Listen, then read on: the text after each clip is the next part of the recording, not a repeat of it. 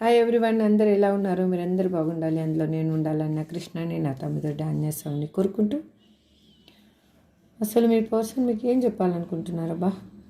నేను తప్పు చేసి నా అహంకారంతో దాన్ని ఒప్పుకోలేకపోయారంట. అబ్బో, ఇప్పుడు తెలిసింది మీ పర్సన్కి. Good good good good good. ఇంకెలాగైనా మళ్ళీ మనం కలుస్తాము. ఎప్పుడు తెలీదే.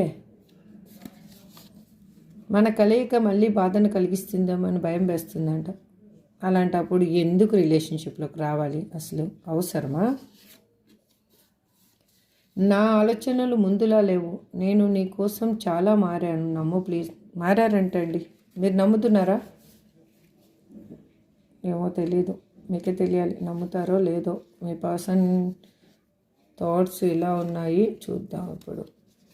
అసలు మీరు పెట్టిన ఎఫర్ట్ మన బంధంలో నేను పెట్టి ఉంటే బాగుండేది. అంటే మీరు చాలా ఎఫర్ట్ పెట్టారు, అంత ఎఫర్ట్ తను కూడా పెట్టుంటే బాగుండేది అని తను ఫీల్ అవుతున్నారు. ఇప్పుడు ఫీల్ అవుతున్నారు. నీ ముందు నేనే ఎక్కువ అని చూపించుకోవాలి అనుకున్నా. ఇది ఎవరు చూడండి, మీ పర్సన్ అలాగే ఉన్నారా? మీ ఎమోషనల్తో ఆటలాడాను, దాని ఫలితం నా కర్మను నేను అనుభవిస్తూ నీ దగ్గరికి వచ్చి నన్ను నేను నిరూపించుకోవాలి అనుకుంటున్నారు. నేను వేరే బంధంలో బందీ అయ్యాను, అందుకే మన బంధానికి క్లారిటీ ఇవ్వలేకపోయాను. ఇది మాత్రం ట్రూ. అందుకే మీ పర్సన్ మీకు క్లారిటీ ఇవ్వలేకపోతున్నారు. నేను భయంతో బాధతో నీకు దూరంగా ఉన్నాను, కానీ ప్రేమ లేక కాదు.